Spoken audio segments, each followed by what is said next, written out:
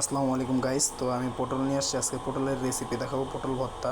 তো পটলগুলো আমি ছোট ছোট করে কেটে নিচ্ছি। পটল 3 কেজি পটল নিয়ে আসছি আজকে আমি। তো পটল নিয়ে আমি ছোট ছোট করে কেটে নেব। তো সবগুলো পটল কাটার পরে তো আমি পটলগুলো ধুয়ে পটলগুলো আমি ছোট ছোট করে কেটে নেওয়ার পর পটলগুলো ধোয়ার পর আমি সিদ্ধ করবো পটলগুলো। তো দেখতেই পাচ্ছেন। তো এখন আমি সিদ্ধ বসাই দিচ্ছি, মরিচ দিয়ে দিচ্ছি, কিছু মরিচ দিয়ে আমি সিদ্ধ বসাই দিচ্ছি পটলগুলো। তো তারপরে পটল হয়ে আসছে। তো এখন দেখেন পটল হয়ে গেছে। তো এরকম হয়ে যাওয়ার পরে আমি একটু খুন্তি দিয়ে লাড়া দিয়ে নিছি। তো অফ করে নিলাম, চুলাটা অফ করে দিয়েছি। চুলাটা অফ করে পরে পটলটা আমি ব্লেন্ডার করে নেব। তো আমি কাঁচামরিচ আগেই দিয়ে নিয়েছিলাম। তো ব্লেন্ডার শেষ হওয়ার পরে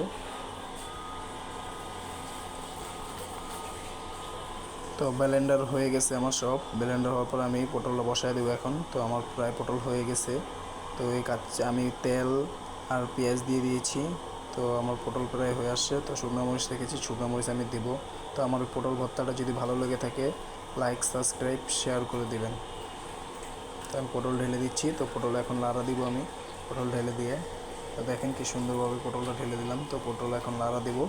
পটল লাড়া দেওয়ার পরে পটল ভর্তা হয়ে যাবে। 2 মিনিট চুলায় রাখার পরেই কি সুন্দর একটা পটল ভর্তা হয়ে যাচ্ছে।